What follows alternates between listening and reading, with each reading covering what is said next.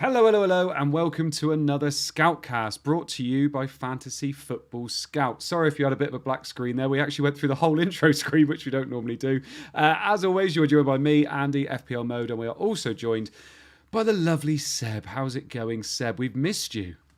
Oh, mate, so much better now. Lovely and missing me. That's all the compliments I'll get for tonight, isn't it? Yes, I'm Yeah, done. I'm done. that seems fair. I have my rota. I have my ratio of how many I'm allowed to give out. You've had your one. Rich is going to have one at some point tonight, but he's not going to know where One it is. day. Yeah, one day. I'm okay, mate. Thank you. How are you? Yeah, not too bad. Not too bad. I won't talk about how my FPL week's gone until we look at my points. You can see on the screen we've got 2 green arrows and 1 red arrow. But yeah, no, it's not going too bad. Obviously, you're still on top of the pile, Seb. I mean, yeah, but it's a lowly pile, isn't it? It's a lovely pile. A lovely pile. A lovely pile. Rich, we're also joined by you, my friend. Obviously, top 300k now. You've made it. I mean, after the auto subs, I haven't, but No. yeah, thank you to David for not including auto subs. Yeah. But yes, I finally did it. Yeah, good man. And obviously, the other thing we should say is there's a game going on right now, isn't there? So Fulham are playing Wolves. I can't imagine the effective ownership of their players will be too high. Probably Leno, maybe a Mark I Southerns think 8 Hwang's about 9%, something like that. Maybe Neto still. Brunetto's probably still about 4% owned. There's some more auto subs. Yeah. Yeah, exactly. But yeah, so it'd be interesting to see obviously how that affects our changes as well. I've got 2 points to come in, so maybe I'll be up in the top 400k again when I get my 2 Archer points in for Bowen.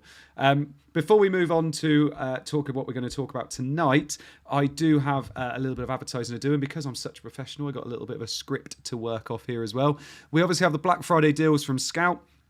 Make sure you sign up. If you're not a member already, try and sign up if you can, because if you do, you basically get a free gift from Good Team on paper. So you can sign up for a 7-day free trial. You get a free gift. There you go. That's your present sorted for your dad for Christmas.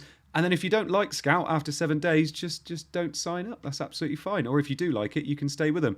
Also, if you sign up to Scout, you get to have 25% off from fantasyfootballmerch.co.uk with some of their fantastic clothes and hats and mugs as well. I'm pretty sure there'll be some of those on Scoutcast in the next couple of weeks.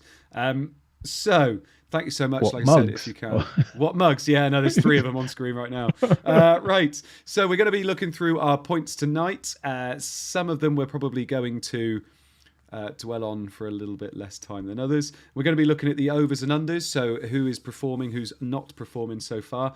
We're going to be looking at defenders as well, because, not going to lie, I don't want to own any defenders at the moment.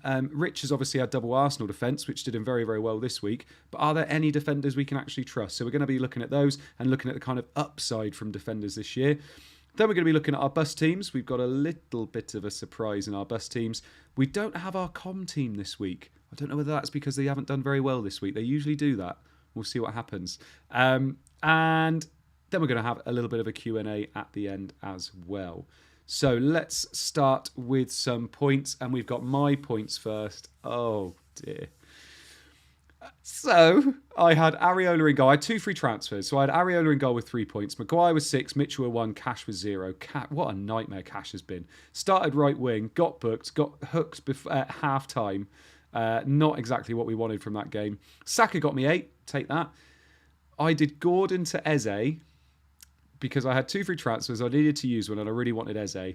I moved on Friday night because Eze was going up, and I had exact cash to do the move. So I did the move because I didn't fancy Gordon for the next 3 weeks before I moved Palmer in. Eze got hooked on 49 minutes with an injury. He's now out for a month. Fantastic.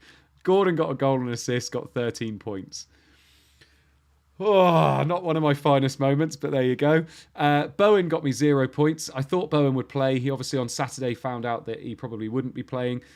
So Archer comes in for him for 2 points. Salah got 5. Son was my captain with 4 points. Got 3 offside goals, but, you know, Villa obviously play with that offside trap very effectively. Haaland with 7. Haaland was my captain all the way up till Friday night as well. And then Watkins with 5. Yeah, 42 points I ended up on. Obviously a sizable red arrow. I've had a lot of green arrows for quite a while, so I was expecting a red arrow at some point. And I did say this week was not going to be a very nice week. Slightly annoyed by the transfer, but I couldn't have expected Eze to get injured out for a month and Gordon to get a goal and assist against Chelsea. So, is what it is. not my finest week, but at least, Maguire came in, Saka came in. Thought those were quite good, obviously. Watkins could have had another one. And Son could have easily had a goal. So, yeah, there you go. 42 points. Still got 2 free transfers. Danger of 2 free transfers, isn't it? Where you have to use one. In a way, but it was more the exact cash problem. It was I've got this cash and I know that I want to get Eze in. I wanted Eze. I've been speaking about it for 2 weeks, and it was whether I got rid of Bowen or Gordon to do it. And obviously, if I'd have been able to do it on Saturday, I would never have been able to do the Gordon to Eze move. So I needed to do the move, and I thought Bowen would probably be okay. And if he wasn't, I had Archer on the bench. So at the time, it seemed okay.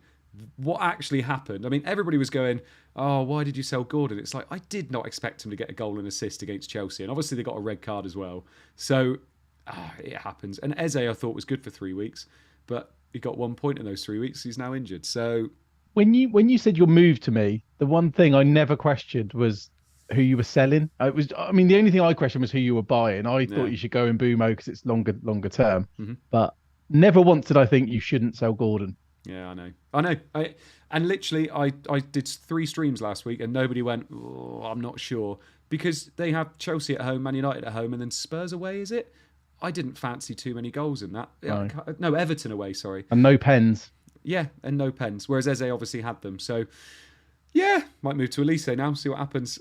Rich, let's move on to your points. Talk us through how your week went. Slightly better than mine, and that double defence looks lovely.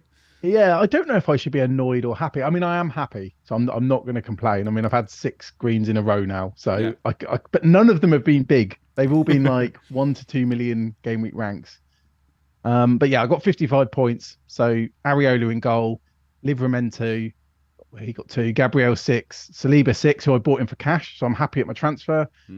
Palmer 2, Son Vice got 2, Salah 5, Saka 8, very late on, Bumo 2. Watkins 5, and then Haaland captain. He obviously got 14. I think I'm happy with my transfer. I'm happy with my captain, but I'm just unhappy obviously at my bench there because I had 2 50-50s. It was between Pedro and Palmer. Obviously last week when we did this on Monday, I had Pedro in the team, but then we found out Ferguson was on the bench the next night. So when I streamed with Praz on the Tuesday, I'd switch Palmer and Pedro around. And then Maguire, Livramento, that felt like a coin flip. The problem was because of Hall, I knew that Livramento was very, very, very likely to play. So, and I can't complain. Maguire's done, 3 clean sheets in a row. I've got 2 of them. Yeah. It's a green arrow unless something crazy happens tonight.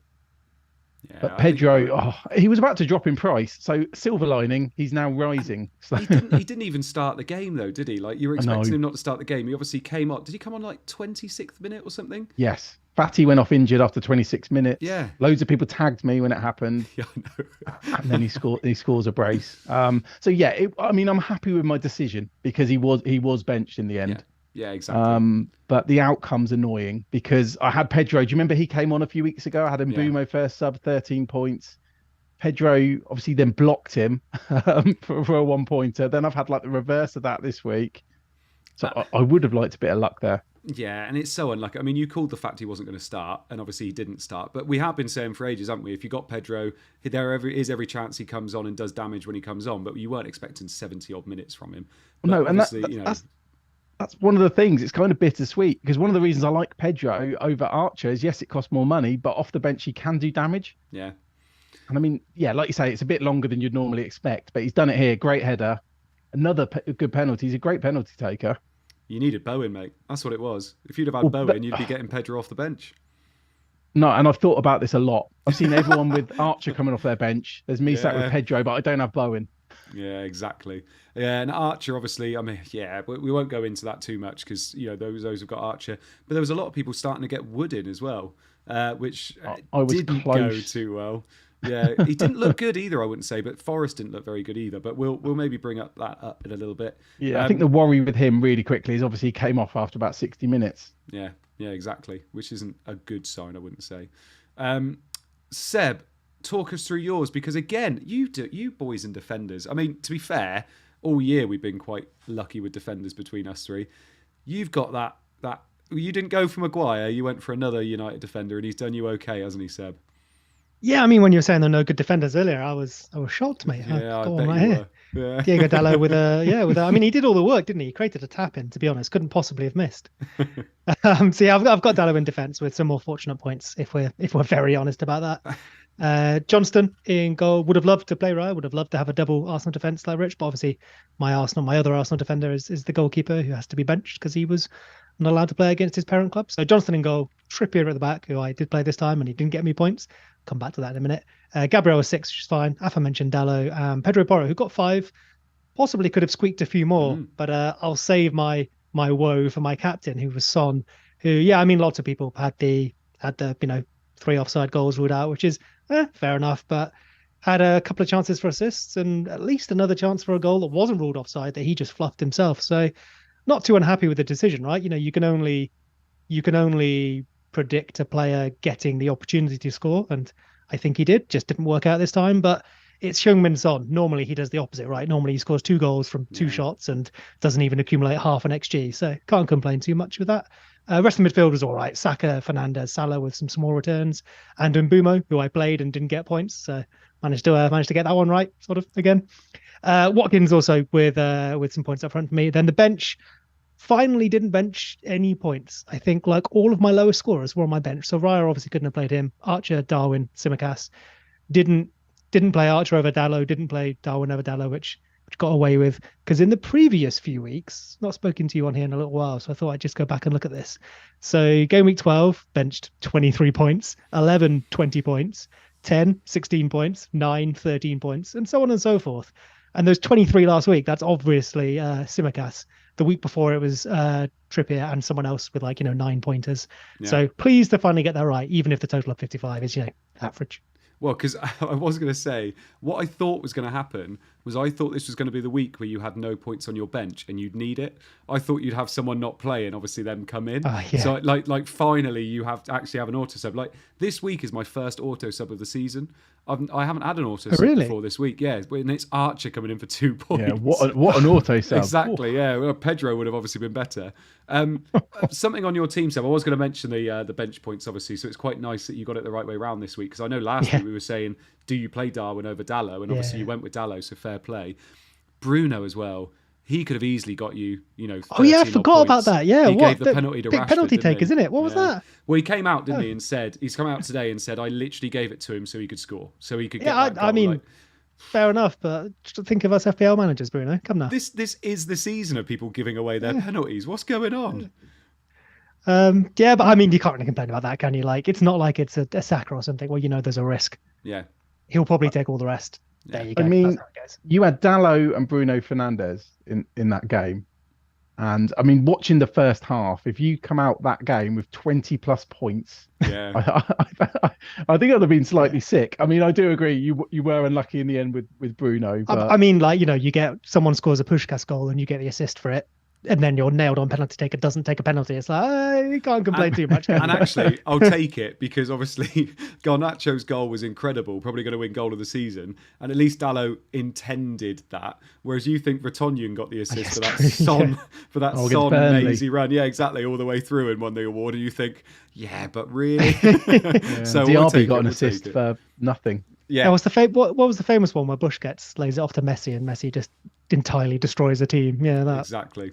So I thought you were going to mention the West Brom defenders, not Busquets. And that classic, yeah. Same thing.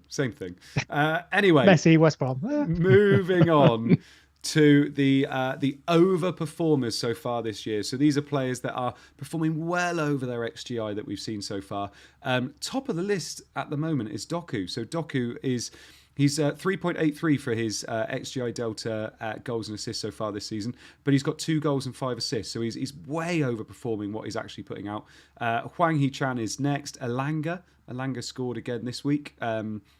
Obviously a disappointing loss for Forest, but he did score. Neto's on there, but he's injured at the moment. Lyle Foster, who's still out, I think, at the moment for at least another 2 to 3 weeks, dealing with mental health issues. Anthony Gordon's there.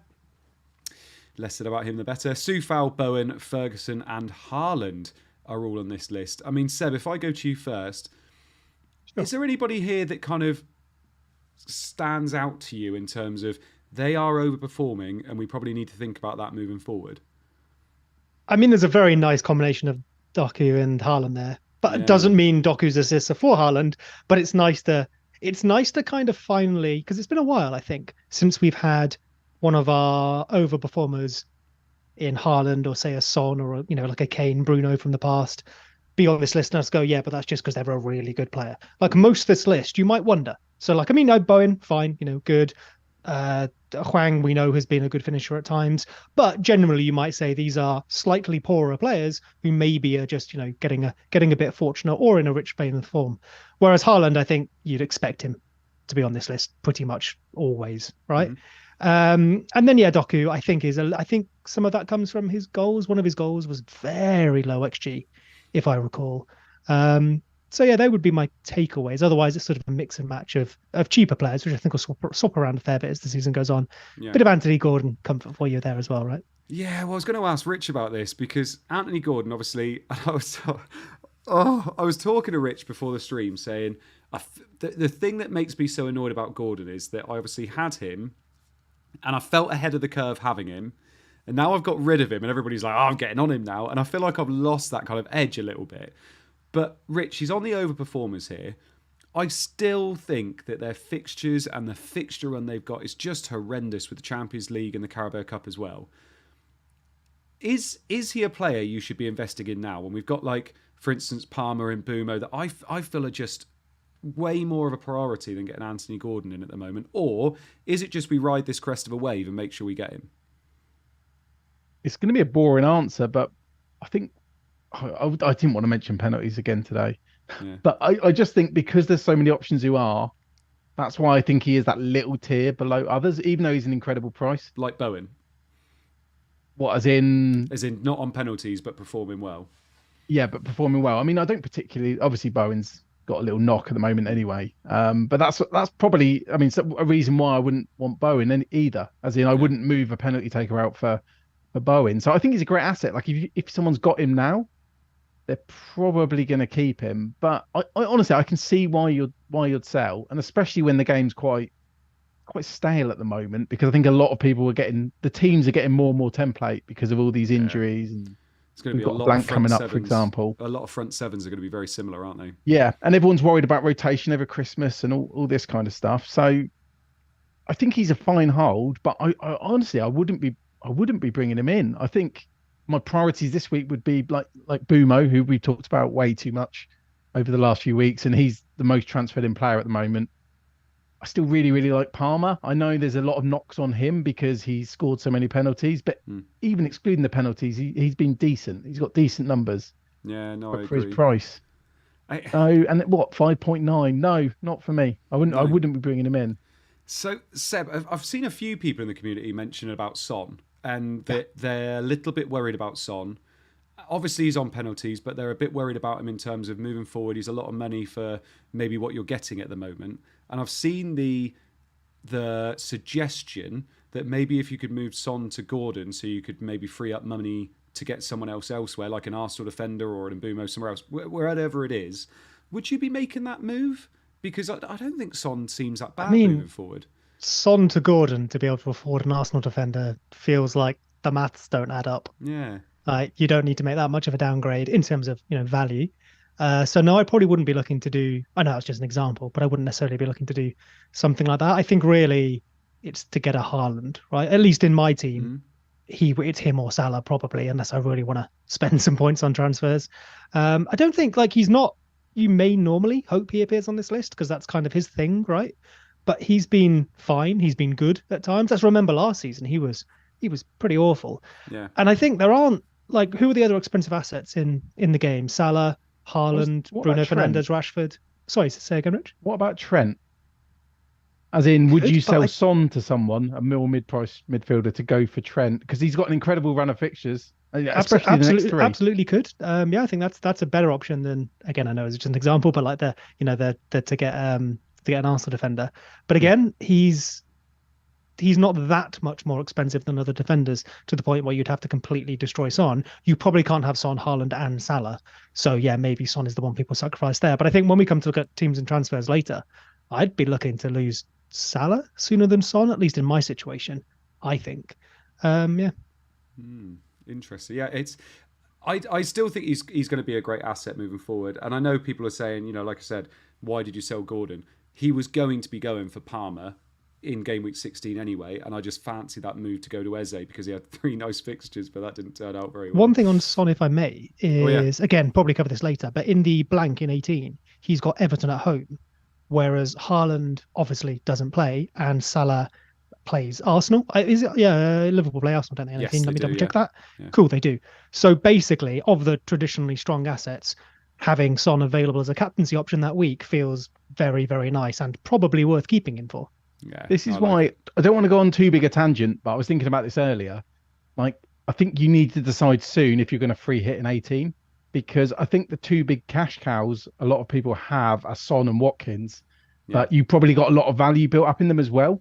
And like Seb says, you'll want them back for 18. I'll put Watkins in there with Son as well. So I think you possibly could look at selling either or both of them if you're going to free hit in 18.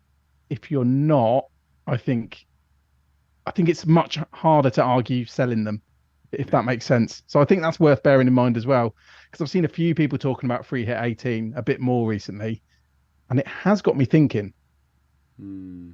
Yeah, I've seen a few people mentioning free hit 18. And obviously it's something that I didn't really think about. I was just thinking I'll just navigate through it and it'll be okay. But it'd be interesting to see what people do with free hit 18, because obviously with Liverpool playing Arsenal, you'd assume people would go Liverpool and Arsenal less and try and work around it in the nicer fixtures, I'm guessing. Yeah, and I think that's why if you want Arsenal defenders, you need to go for them now, because they're favourites for clean sheets for the next 2, but then you may be looking at selling them ahead of that game week 18, because like you say, they play Liverpool. Yeah, and also obviously remember, for people that maybe don't know this, if you free hit, you lose a transfer as well. So whereas the rest of us will be building towards after 18, if you free hit in 18, you then lose a transfer moving forward. So obviously you need to make sure you're building around it, if that makes sense. Just to clarify, like when you say lose a transfer, what you mean is the transfer you would have had that week is spent on the free hit. Exactly. So you can't like roll into it or out of it or anything like that. Yeah, sorry, yeah. So they don't take one from you. So let's have a look at the under tables. I put this up about a minute ago now. So it's the Enzo Fernandez table. He's been top of this for the whole season, I think now. Then it's Rashford. To the point where I'm wondering if this is captured. Yeah, I know, yeah. Because like, I know the penalties obviously massively contribute to that. But they're only like at best about half of this. He had 1 penalty, didn't he? Yeah. Is he just slowly accumulating, or is someone just fluffing their lines every week? Well, I'm assuming because he's not scored all season. He's just got 1 assist. Yeah. So he's just slowly accumulating. But I think he started with that big foundation of missing a pen, and he's just slowly adding, I think. I mean, I think we talked about it a few weeks ago, but one of the reasons probably is his teammate that's on this table as well, Jackson. Yeah. I mean, I guess if you've created let's say you've created a lot of like 0.2 XA chances for Jackson and he's missed 8 of them, for example. Yeah, true. That's going to pump up your numbers, isn't it? Yeah, it is. Stat fillers, aren't they? Yep. We got Rashford next. Obviously, Rashford scored a pen. Bruno gave it to him to kind of up his confidence a bit. Fixtures, I would say, take a little bit of a turn now, but they do have Bournemouth in game week 16. It's going to be tough for Rashford to get into our midfields, isn't it, Seb? Yeah, I mean, I've got Fernandez, who I guess is an interesting foil for Rashford. Obviously not on this table anymore, which is nice because he gave away a penalty. But in terms of having a Man United midfielder, they're obviously an either or for a lot of people, and that's possibly one of my transfers out this week. I think Man United season has passed us by a little bit now. Your Dallots, your Fernandezes, your Rashford here. The fixtures are a bit tougher. Yeah, they are. Why do you laugh there, Rich? Just this passed us by. It sounded like, I don't know, like a speech at a funeral or something. I thought it was more like that. What was it? I wish they told you it was the good times when you were in the good times. To be fair, that's very apt for Manchester United, isn't it? Yes, it is. Next on the list, though. Should have supported a better club, mate. Next, they were fine in the 90s. Next on the list, though, Rich, is Mbeumo. Mbeumo is underperforming at the moment. So he is 3.18 on the XGI Delta. He's got 6 goals, 3 assists. Obviously, he's on penalties as well. He's got Luton at home this week. And I just want to talk about Justin Mbeumo for a couple of minutes. How essential is it to get him in this week, knowing he's got a blank in 18, but then a potential double? I I'm in my head like I've got to have him. I cannot not have Mbumo this week. If you are without Mbumo, how hard should you be trying to get him? Is he worth a hit to get him in this week, for instance? So I don't think he's worth a hit, but I think the key thing here is I think a lot of people have been planning. I mean, it feels like people have been talking about him for weeks. How do we get him back in? So you'd assume most people would have a plan. I wouldn't do a hit because I don't think he's a captain option this week. Although he's probably not that far off, to be honest. I was going to say. I don't want to go overboard because it's not. No player is guaranteed to score. But I mean, I'd say pretty essential. I'd question. I mean, I see like we talked about Gordon. I've seen there's a lot of transfers for Gordon, and if someone's not got Mbumo, I don't get that. I think my priority, if I'm doing a midfielder transfer this week, it's 100% Mbumo. Yeah. Possibly. I mean, I can't see many people just going for Salah this week, but I think the only midfielder I'd want more this week is Salah, for example. Yeah. I mean, it's another scenario then, Seb. What if you had Bowen? What if Bowen was past fit? He's got a nice fixture this week in... I'm trying to think who it is now. I know it's nice, but I can't remember what it is now. He's got Crystal Palace at home, Bowen. If Bowen was past fit, he's going to play. Do you move Bowen to Mbumo this week? Mitchell's going to have it in his pocket. Exactly. Pretend Mitchell doesn't exist. Would you do Bowen to Mbumo? For free, and assuming you have nothing else to do with your transfer, I'd definitely be tempted. I agree with Rich, where I wouldn't do it for a hit. Maybe even if you were going to captain him, because then you're also saying he's going to score more than Salah and Haaland, and you definitely have one of those two, and I think those two are better captain options. So you probably shouldn't captain him, therefore shouldn't take a hit to captain him. If, for example, you have an Eze, I think that's a pretty easy move, right? And that might have been your move anyway, actually. Gordon may be similar. People might be more tempted to keep Gordon now, but I think just another example of it's really important to take your points and then look at fixtures and move on regardless. So yeah, I'd be tempted in your scenario, but that's probably pushing it, right? Hits or other pressing matters elsewhere, and I wouldn't be doing, say, a Bowen to Mbumo, with of course the caveat that we want to know that Bowen's fit and fine, right, in that conversation. Yeah, very true. Yeah, and we don't know that yet. The indication is that he could be because of this fluid on the knee and all this kind of stuff, but obviously we don't know. We should know because they're playing on Thursday, so hopefully we get a bit more of an indication there. Because obviously, if he's fit to play there, then he'll be fine for the weekend. Rich, we've mentioned Mbumo there. We've also mentioned a few players tonight as well. This template that's occurring, like we're all saying that we're probably going to own 6 to 7 of the same attackers, aren't we? We're going to be owning maybe Saka, because some people are still off on Saka, but Salah, Son, Mbumo, Palmer, Watkins and Haaland. Is it a bad thing to know in your head these are just the best players to own moving forward for me, and I'm happy that it's with the template? Or should you be looking elsewhere because everybody's going to be owning them, so it's hard to get points compared to everybody else? I mean, I've got those players, and I think part of it we have to take into account is price as well. I mean, we don't think that Palmer's in the top 5 midfielders. Maybe someone would argue that he is, especially with the fixtures they got coming up, but I don't think he is. So you've got to take that into account as well. But yeah, I just think, I mean, go for the best possible players you can. I don't understand why you wouldn't have a penalty taker. I think the only exceptions to that would be Watkins and probably Darwin as well. I feel like I'd make an exception for those, because for some reason, a lot of the strikers now who are on penalties are for lesser teams. I mean, like Solanke, for example, they do have great fixtures. And Solanke owners this week got so unlucky. Yeah, they don't get penalties either. But yeah, so I mean, I wouldn't be doing crazy things to go against it. And I don't know if there's that many options to do that. I mean, one player I've got my eye on, because obviously with that midfield that I've got, I would love to get Sterling in, for example. I just can't justify it over Palmer at the moment. We've obviously got Nkunku coming back. Is that going to cause a little bit of rotation over Christmas with Sterling? I don't know. I'd hope not. And then again, Sterling hasn't got the penalties. If Sterling had them and Palmer didn't, it's a different conversation. I think everyone then has Sterling, for example. Yeah. I mean, Seb, Rich has just alluded to it a little bit there. But if you were to say now, and this is obviously trying to think a couple weeks ahead, if you had to say now, who is going to be the player that breaks that template a bit, so that breaks that 7? So Rich has mentioned Sterling. He thinks he's somebody that, he would maybe like to take a punt on if he could, but it's very unlikely because of how strong the other 7 are. Who would be your player that you think could get in? I mean, rather than a midfielder as a direct replacement, it's probably someone elsewhere in the team. Mm. So, for example, a Reece James or an Nkunku, who in FPL as a forward, I think maybe you could see a formation shift or funds moving in our teams rather than necessarily a direct midfield replacement. Mhm. Again, well, I'm looking at Chelsea just like Rich has, but I think we do have a fixture slide as well. I think I put it at the bottom of OBS by mistake. Yes. But if you wanted to scroll, just looking at this, Chelsea are pretty hot on the fixtures over the There next you little go. while. So Yeah. I think that explains why we've both basically immediately looked at Chelsea. Yeah. No, And definitely. the only thing there is obviously, well, first of all, James is suspended, but he's so cheap. I mean, he's cheaper than Saliba, Yeah.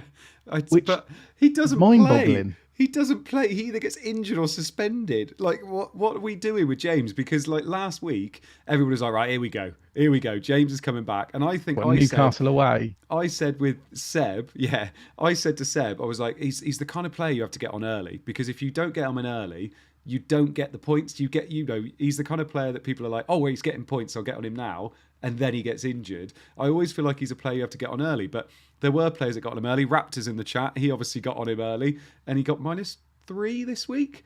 So it's yeah. So it's I'm looking like you just said, Palmer, Sterling, but I'm not sure how I'm going to fit Sterling in if I ever can. Palmer's obviously there.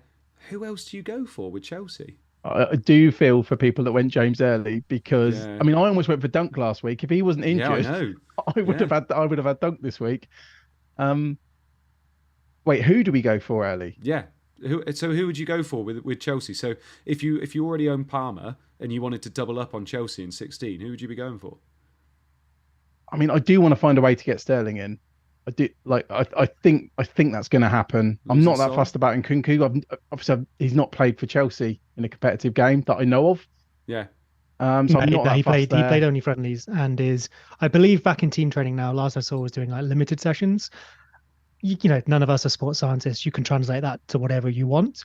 He should be on the bench, I think, is the hope sometime soon, potentially at the weekend. Right. But in terms of being a reliable pick, you know, getting 60 to 90 minutes from the start, I don't think we know yet. Hoping for 16 or 17, right? Because it lines up nicely with the fixtures. Also, we've said, I mean, Andy, you said like defenders are bad, and they are bad at the moment. Yeah. So if defenders are bad, why not go for James, who's got that massive ceiling, and he does. I'm definitely going to get Reece James. Like, Yeah. a red card's not an injury. Fine, get that done. And then Well, that's and then if I'll get on anything, it's just in time to get the rest, injury. isn't it? Say again, sorry. It's just enforced rest, so he's going to be fresh for Exactly. Christmas. Rest. Yeah, he's in even better Well, shape. it is. He gets a day He off, needs it. basically. Well done, Needs Reese. it. You enforced your rest again. So you're going to be getting. So when would you be getting him in then, Seb? When would you be 16. getting him in 16? Yeah, 16. And is that instead of an Arsenal? No, you've already got an Arsenal defender. I've got Raya, Saka, and Gabriel. Do you know what? One of the reasons I was happy having double Arsenal defence, because I have awful transfer value. So like they're my premiums at the moment, is like Seb says in 16. As you can see here, Arsenal got Villa away, Brighton at home, Liverpool away. It's not great, is it? So I can probably lose Gabriel and then get him up to James and have like James and Saliba. Just keep Saliba because it's the best defence in the league at the moment. Yeah. No, I get that. And obviously looking at the fixture ticker as well, the thing that I'm going to find interesting is obviously how people move to those Man City, or how people move away from Man City and Brentford in 18, but move back to them for 20 as well. That's a big thing that a lot of people are going to be thinking about, because there's all these fixture swings. People are talking about Chelsea, but as soon as we get to 18, obviously we've got the big blank game week and Liverpool play Arsenal, but then in 20 we could have that double game week, and that's not officially confirmed yet though, is it, that double game week? No, Not that I'm apparently it aware needs of. to be by next deadline. So Is that it's what no, it it's is? not officially confirmed. But if we assume it is, I was thinking this earlier because I'm struggling to use both of my transfers. So as I get to like 18, because I need to get some money out of my team. And one of the reasons I said I don't want to sell Watkins or Son is because I've got money tied up and then they've got incredible fixture in 18. Yeah. But if you look at Villa's fixtures, why are my eyes not working here? Right at the bottom. Oh, they are literally, God, yeah. That probably proves the point. Right at the bottom. But yeah, you look at like 15, they got City, then 16, they got Arsenal, and then it's Brentford away. So, I mean, potentially you could look at selling Haaland, who there's no value. Like Haaland's still at 14 million, like he was at the start of the season. You could just do Haaland. Like if you sold Watkins for 16, 15, 16, 17, you could then just do Haaland to Watkins. And then you could literally just do Watkins back to Haaland or similar.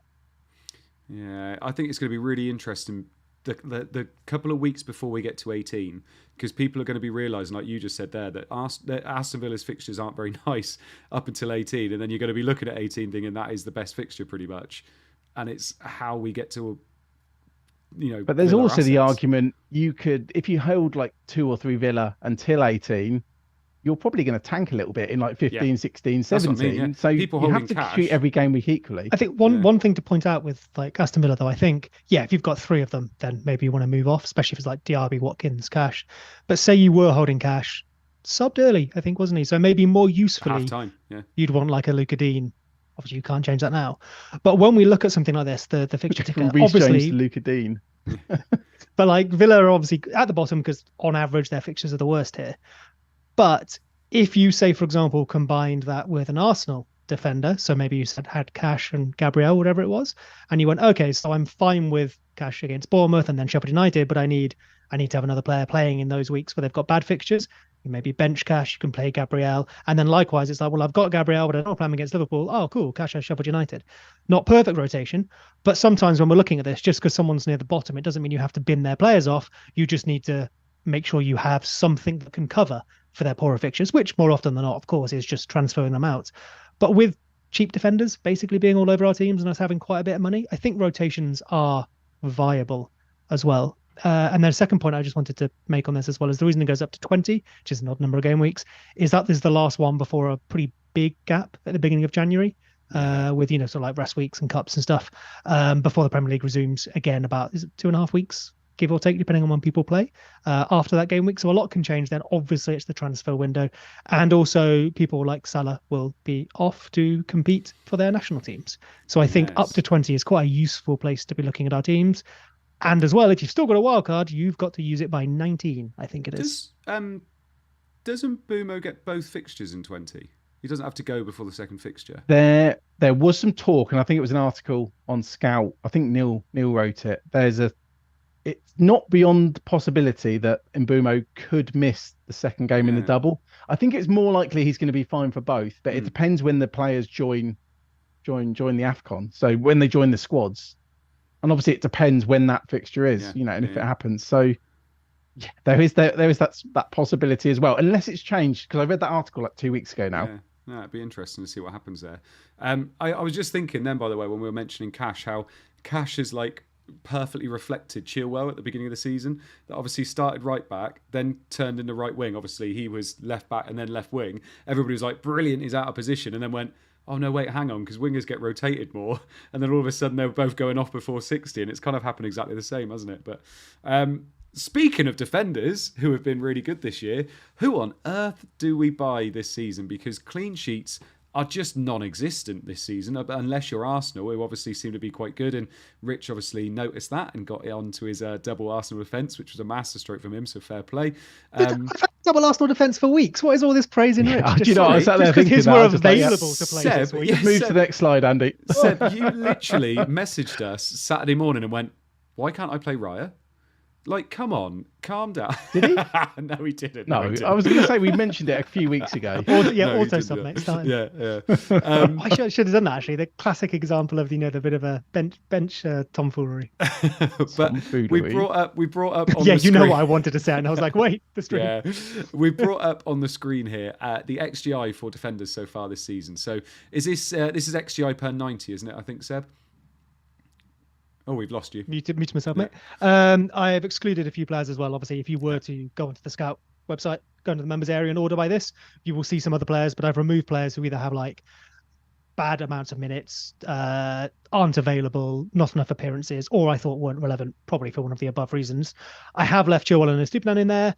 Yes, they are unavailable, but they are genuinely the top two. So I think it's quite a nice example of what we've lost in those two players being unavailable, and a nice comparison for maybe what we're trying to replace in our teams, if not literally, in terms of the value defenders can provide. Yeah, exactly. And it's been so tough this year for clean sheets, so I thought it'd be good to bring up those defenders that have had that upside in terms of attacking potential.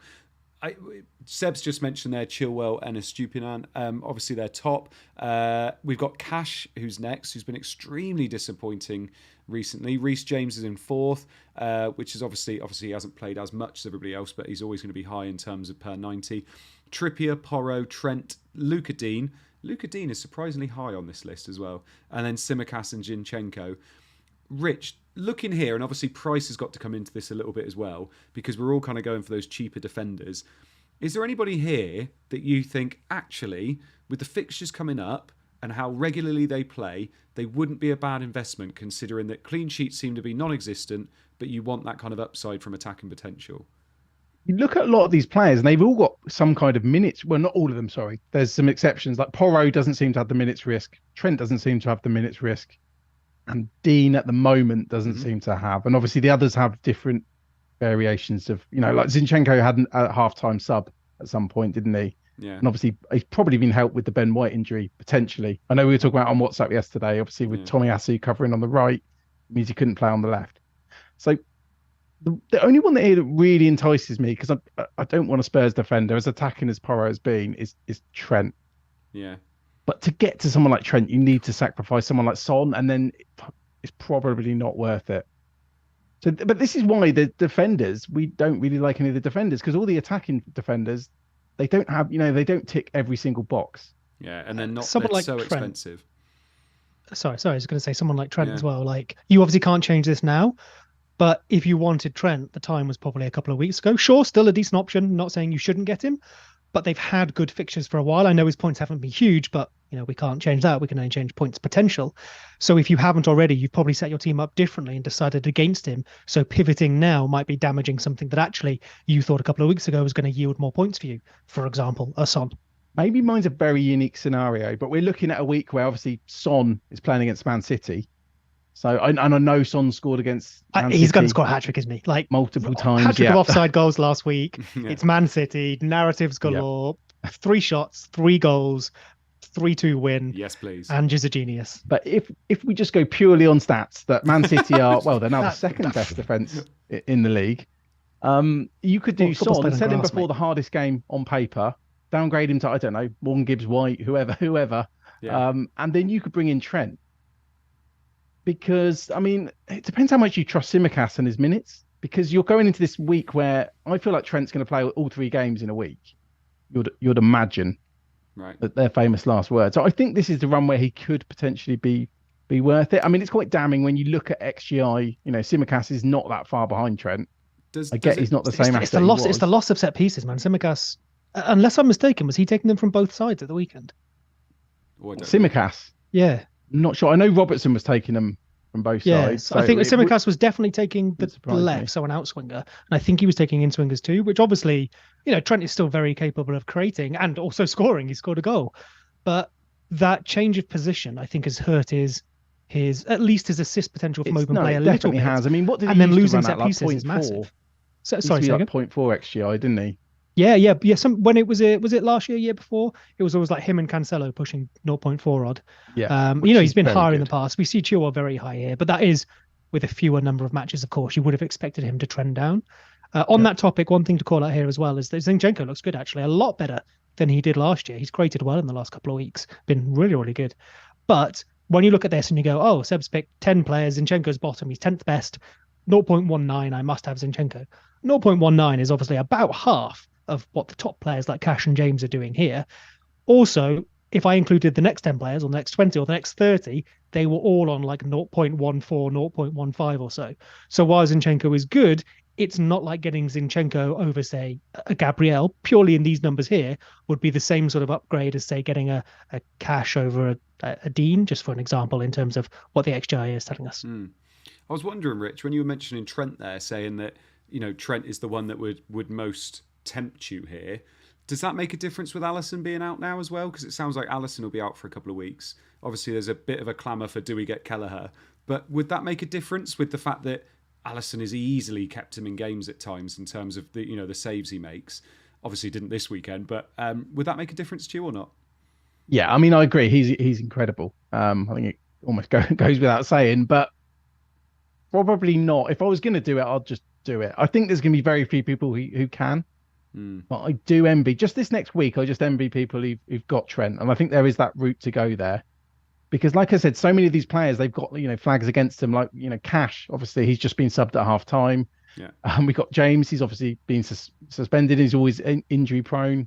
I mean, obviously Trippier's been great, but the alternative defenders for Newcastle are so much cheaper, and the fixtures aren't great yet anyway. Yeah. And also, if you went for Trent, you could then probably streamline it to Trippier quite quickly, freeing up 0.9 million in the process. I think there's definitely a route you could go down. Yeah. No, it's really interesting talking about defenders, because obviously I'm looking at this list and just thinking there's none of these I massively want to own. I think Reece James is the only one that's really tempting me moving forward. So it's really tough. I think the way to go at the moment is just get an Arsenal defender in, get two if you can. That will sort you out for the next 2 weeks, because they're favourites for clean sheets for the next 2. And then you can just rotate a load of rubbish around the sides while we wait for Chelsea defenders. Yeah. Which may be easier said than done, because I mean, the Chelsea backline doesn't look as settled as we probably first thought, or we thought a few weeks ago. Because Colwill didn't start. I mean, I know that's not a defender, so you can't make a direct transfer. Who was that? Sorry, part of that defense. Go Sanchez, goalkeeper.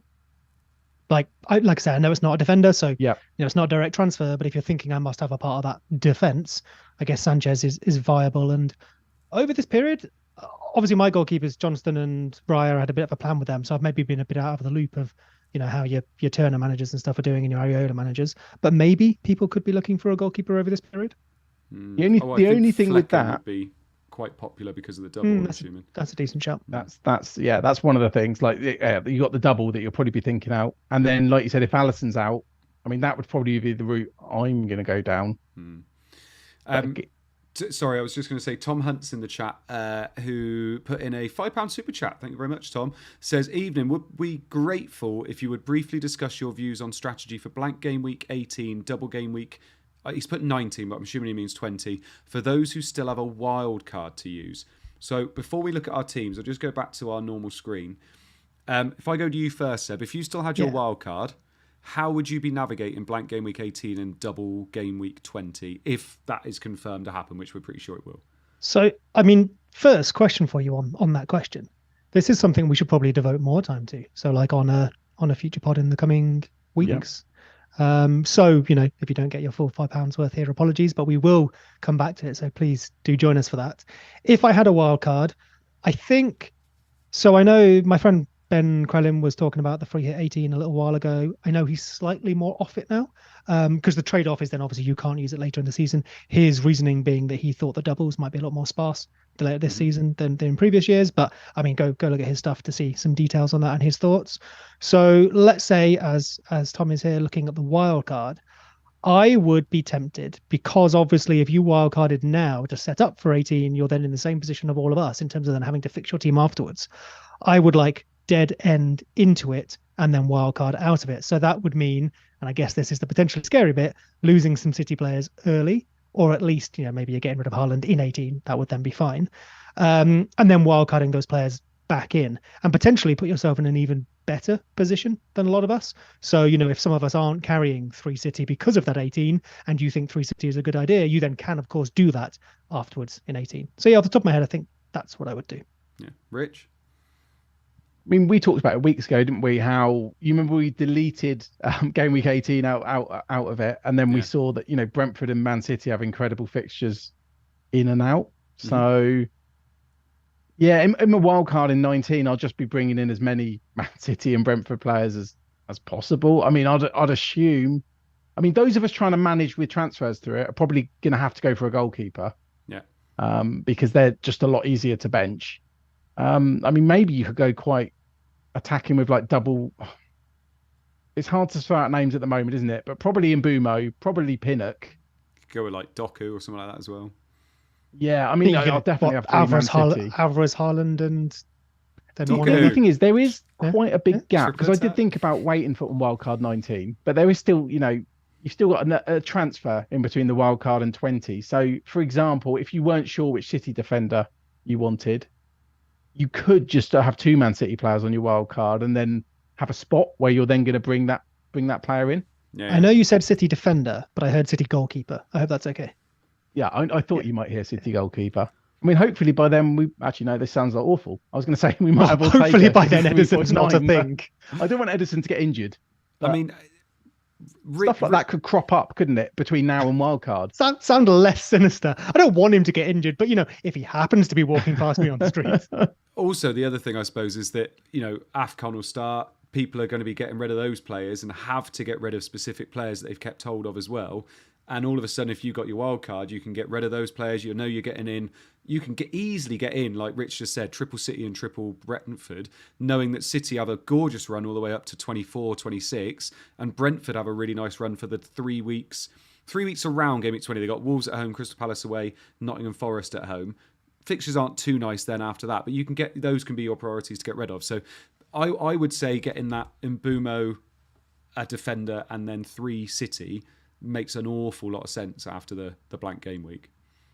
Yeah, no, it does. I mean, I'll just say it's not like a magic thing, though, is it? Because no, my worry would be not having the right ones, because so much can change in a game week. I mean, let's say Alvarez has gone out of fashion by then, because I think a lot of people assume they're going to have Haaland, Alvarez, and if you're Seb, Edison, or if you're someone else, maybe Walker.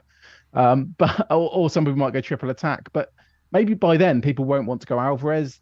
They might have kept a few clean sheets. People might go 2 defenders and Haaland, and then Haaland gets injured. In that game week 19, for example, you're then going to have to move Alvarez in for Haaland and then move money around. So I think my point is stuff can still go wrong. It's not like some magic thing. Yeah. I'm just wondering, I was just thinking in my head there whether you could be somebody that went Edison and Fleck and you could bench boost in 20 when no one else could, because having your 2 playing keepers. But I mean, that's possible. Yeah.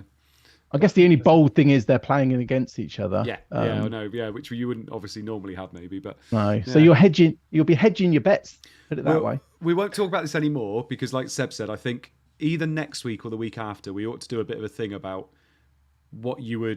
how you would play it, if that makes sense. So, and actually, I think maybe that's one of those things where maybe we talk about these are the scenarios moving forward. So this is what you would do if you still have wildcard, if you still have this, if you don't have this, maybe we can have a bit of a chat about that in the coming weeks, because then it will give you a couple of weeks to plan. And the biggest advantage really is that you don't need to plan. As in, those of us without the wildcard don't have to plan as much. I think you can be a bit more just short-term thinking. Maybe we relax a little bit over Christmas. I reckon we might do it next week, because we got the deadlines are so quick now. Yeah. Because from next week onwards, obviously, it starts going quite quickly. If we do something next week, because obviously people are going to want to know what transfers they make, because they're going to have to make 2 transfers within a week, for instance. They might need to know how to kind of set up for it. So maybe we do it next week, potentially. Sounds good. It's good. There we go. Look, we're organising our lives. That would be one of the things then, to don't drink too much and remember the deadlines. That would probably be step 1 if you've got your wild card. Could write that on a t-shirt, couldn't you, mate? Right, let's have a look at our teams. So Seb, I'm going to start with your team first. Talk us through your best team and talk us through any transfers you're thinking about doing. Sure. I did not expect you to start with me, so allow me just to bring it up for myself while the stream catches up. So I have 2 free transfers and something in the bank. I have nothing in the bank. 2 free transfers and 0s in the bank. My team, as it's lined up at the moment, is Raya in goal, Trippier at the back with Gabriel and Tsimikas, Salah captain alongside Son, Saka, Bruno Fernandes, and Mbumo vice captain. I do think if those 2 players are your choice, I do think that way around is right, with Salah captain and Mbumo vice, and then Darwin and Watkins up front, which could be quite a tasty strike partnership this week, given who they're playing. A bench of Johnston, Archer, Dallo, and Pedro Porro. Dare I say that for the first time in a little while, the bench picks itself. I don't think anyone would change anything there, and I have 2 free transfers, so I'd kind of love to just roll again, because I want to keep those 2 free transfers, which I guess I can. I obviously make a cheap move and I keep the transfers, or I could even burn a transfer. Realistically, probably Dallo out to someone. Maybe I start prepping by getting a Brentford defender, something entirely uninteresting like that. Yeah, I like that move. I was literally going to say, do you start prepping a little bit and maybe getting a defender that you can bench? Who would be your Brentford defender if you were to get him in this week? Top of my head, let's say Pinnock, something like that. Yeah. I'd still, for anyone listening and who didn't quite catch the team, I still don't have Haaland, of course. The plan is 16. That would work now, right? I could do like Salah to Palmer and Darwin to Haaland or something, but I think trading those fixtures would be quite silly. So I do think I'll still wait till 16, at which point it will be Salah to Palmer and Watkins to Haaland, I think. I have a few little options in terms of how I do that. this kind of segues in quite nicely because Kaja in the chat, who's put in a super chat for 20 knock, but I'm not sure what that is, so I do apologise. Says, We're rich. Says, hey, who's the best defensive pick when it's just 4.5 million in the bank? So, for instance, if you were moving someone like Dallo out, Seb, and you only had 4.5 million to spend, who would you be going to? Would you be prioritising Brentford now, or would you be going for like a Toffolo from Forest, or Nori's gone off injured tonight, by the way? But who would you be looking at? So, I mean, that's one of those classic, it depends what else is in your team. A few good options are just over 4.5. So, your cheaper Arsenal players. Pinnock is 4.6, frustratingly.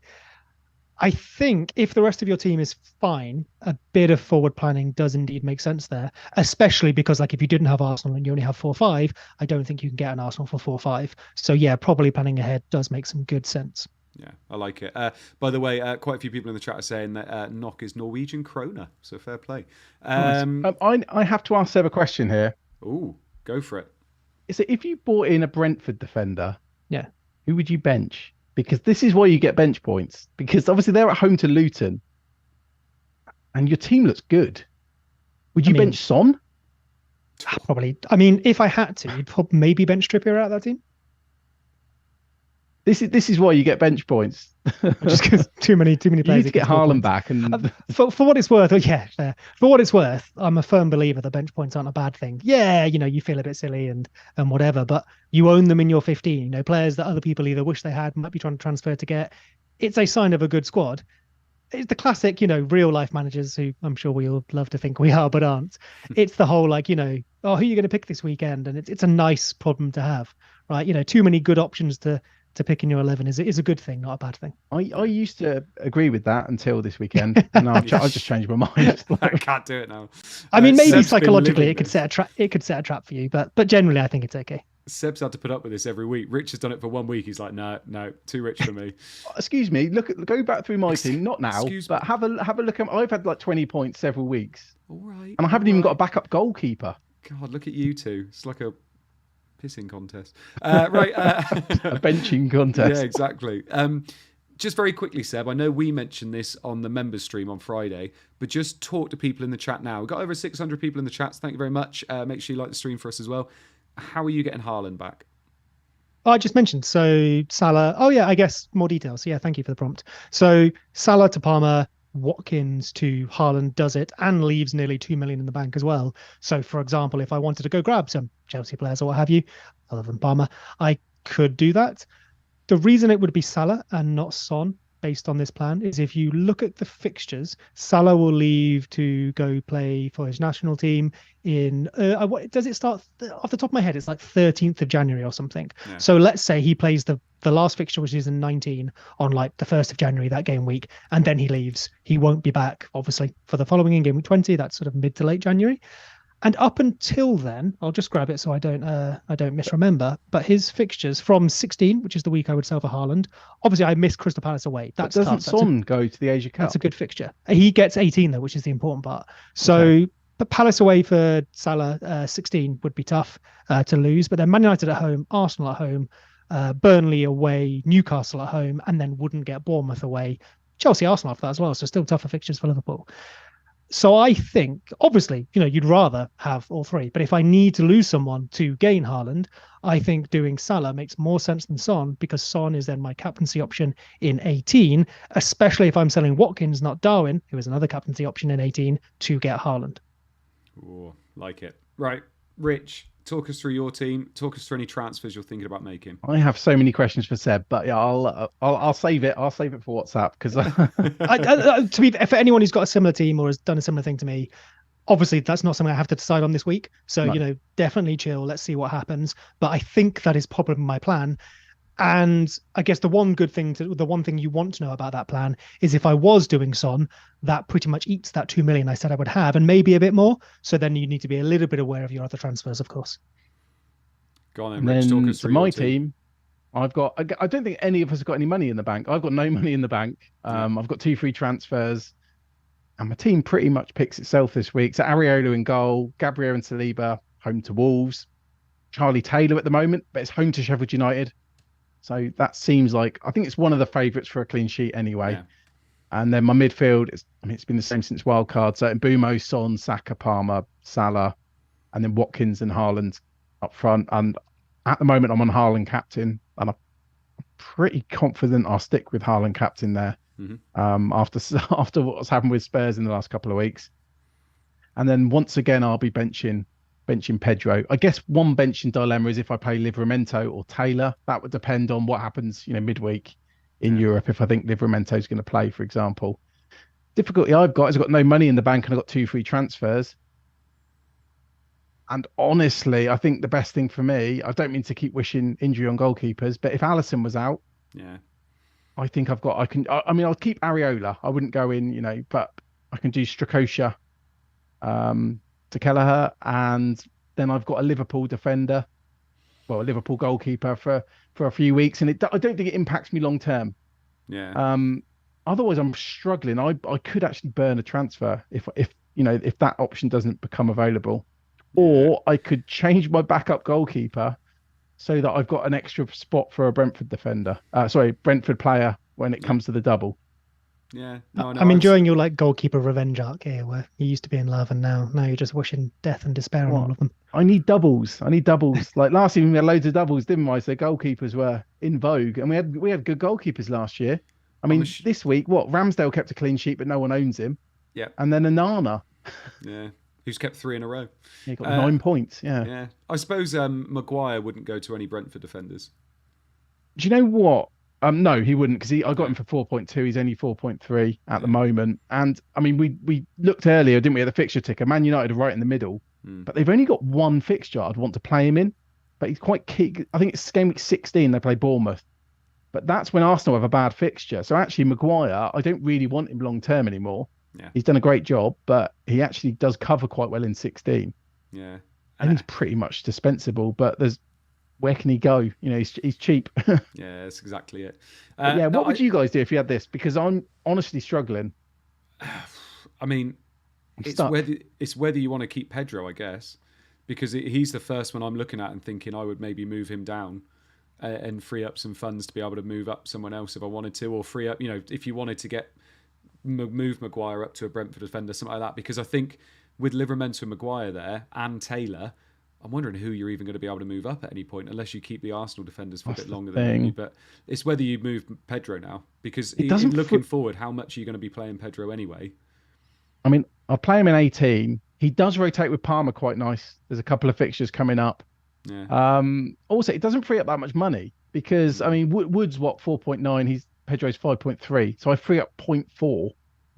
If I go to Archer, I free up 0.7, which is quite a bit more. But I just feel so much better playing Pedro. I think this weekend only confirmed that I don't particularly want Archer. And I even thought if I don't go Pedro, maybe I'll just do it properly and go for a Sula. Because people have been talking about Archer covering an 18, but like I talked about earlier, you could just sell Haaland for a week if I still got 2 free transfers, and then buy him back, and I don't have to mess around with Archer.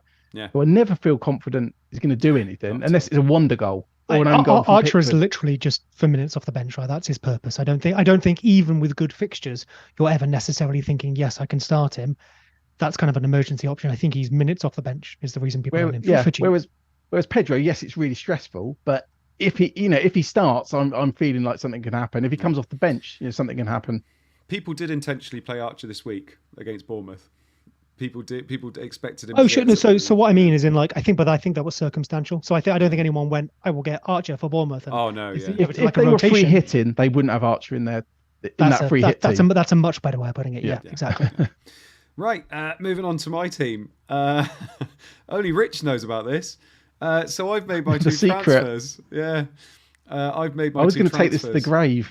Oh, I know. I literally, Rich. I messaged Rich and said, I've made my 2 transfers and I want to keep it quiet now for the week. And he was like, "Yep, good." He said, "Just make sure you send Seb a screenshot of the one before." And I went, "Oh no, I forgot to take a screenshot." You haven't fully told the truth here. You messaged me and Seb and said, should I do this move?" Seb said no. I said yes. So then you messaged me privately. I said I don't think you need to stress about it. It was weight, wasn't it? Did the prices change? Did you have to make it? Yes, all 3. Oh, there we go then. Yeah. Rich was right. So I said I think you could wait because you have good substitutes if the prices change. Yeah. So So last night I did Cash to Saliba and I did Bowen to Mbumo. I still have Eze, but obviously I can play Maguire, I can play Taylor, I can even play Archer if I wanted to.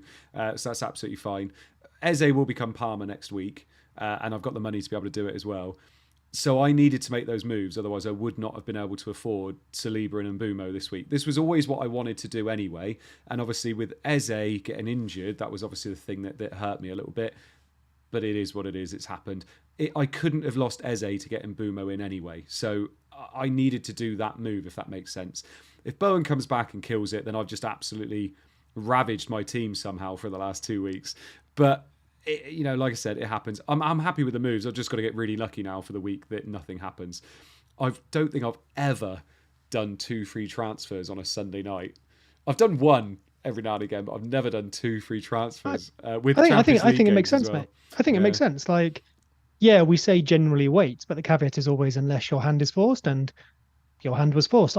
So the point I was making, because obviously you wanted Saliba, is I think Zinchenko and Gabriel are decent enough substitutes. Therefore, you could wait, risk a price move, and still get very, very similar transfers if the prices did move against you.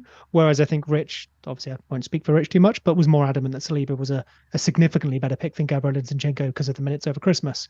So if that's what you wanted, sounds like you did, mate, if you're messaging him privately, then fair enough. I think you made a good move. I think part of the reason I thought, because I had this thing last week where I went for Saliba early before the international break. And obviously it was risky, but I had the exact same money. And I was annoyed weeks before having Gabriel.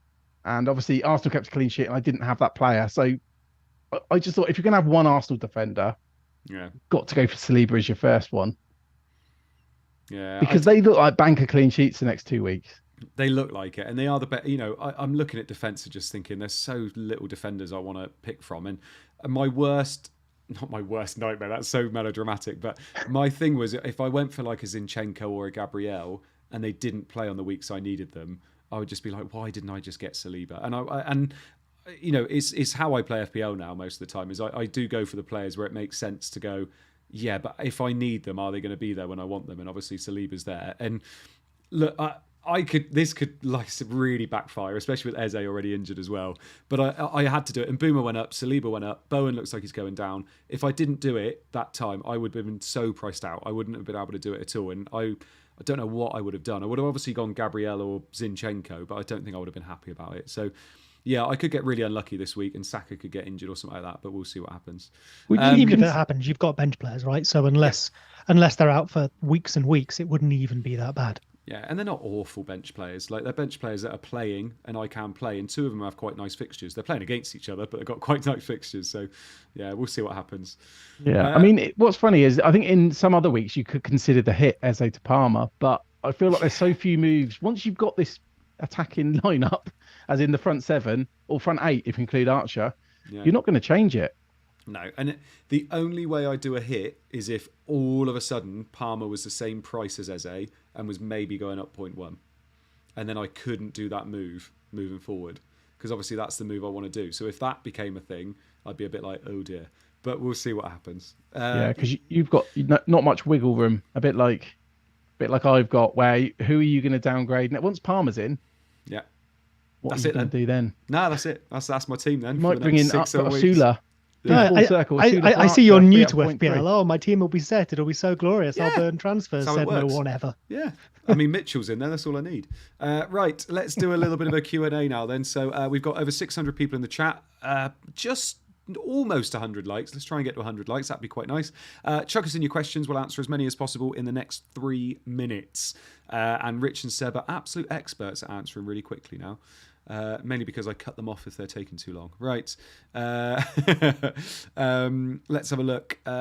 Sergey says, Son to Mbumo this week, Gehi to Trippier next week. Does that sound good? So would you lose Son to get Mbumo, and would you lose Gehi to get Trippier next week? What do you think, Seb? I don't really like either of those transfers. Maybe I'm being blind to what a team could look like with that, but bringing Trippier in now maybe feels a little late. Losing Son or Mbumo, there must be a better way to get Mbumo. Yeah. Rich? Yeah, I don't really like it, because I mean, Trippier would be brought in for Everton away, then Spurs away. Then it's Fulham at home, to be fair. No. Oh, there must be another route to Mbumo. Yeah. Must be. Rich, TI says, what are your thoughts on Toffolo? I'd ask Mark Southerns. honestly, I'm not tempted. I'm not tempted at all. Seb? What Rich said. Yeah.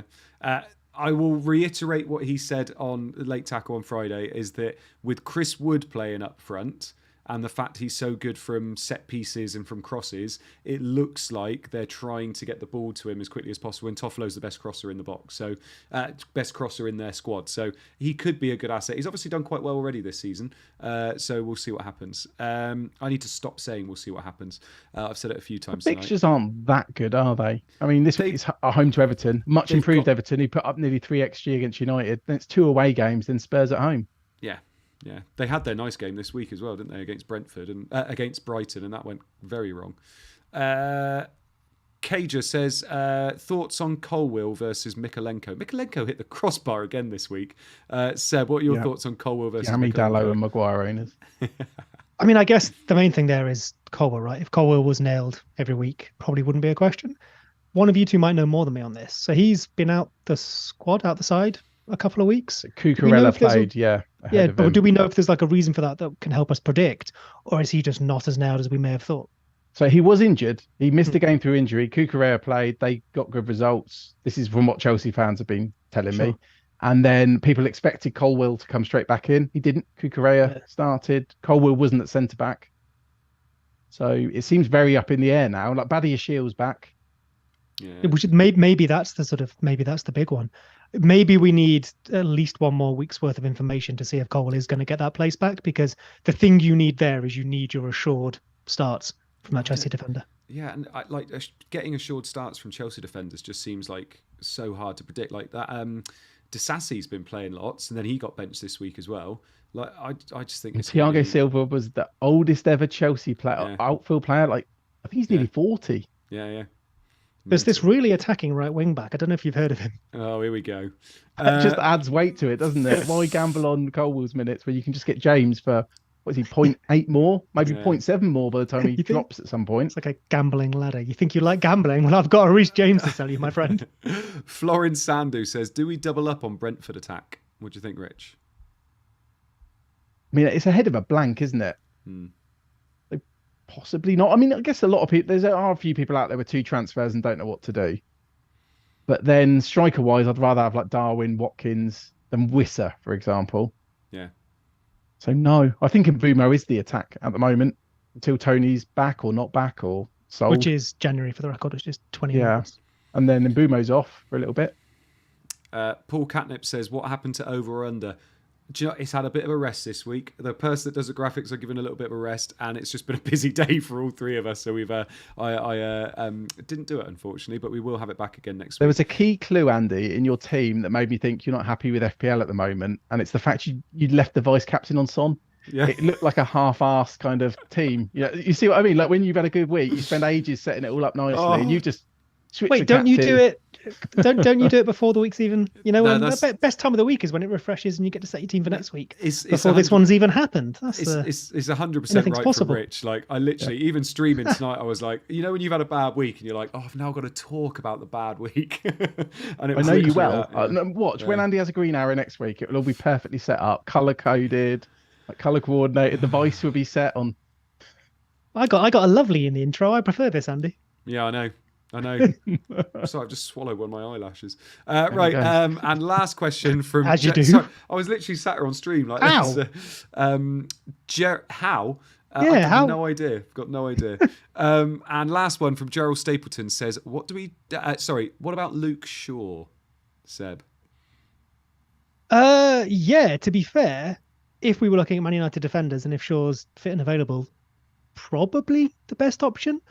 But I think I spoke about selling Dallo earlier, right? The fixtures are a little tougher. I don't think you need to be bringing in a Man United defender, and you won't already own him. Yeah. Rich? No, definitely not. I think it's actually the time. We've had our 3 clean sheets from Man United defenders, and I think unless you're going to rotate them into 16, I think we're going to start seeing them leave our teams. Yeah.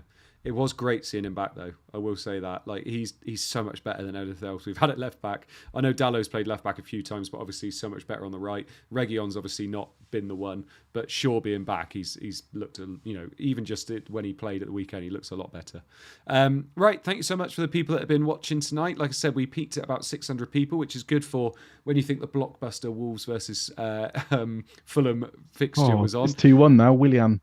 Is it? Oh. Penalty. There you go. So, Rich, thank you so much for joining us.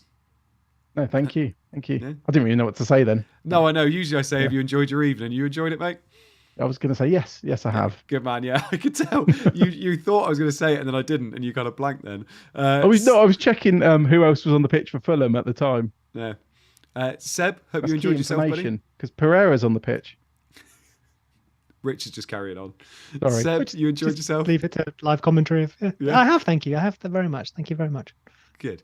And chat, thank you so much for joining us. Like I said, make sure you go back to the beginning of the stream if you want to have a look at the offer that Scout are doing at the moment. I will put it on the screen one last time for you as well. There it is, Black Friday deal.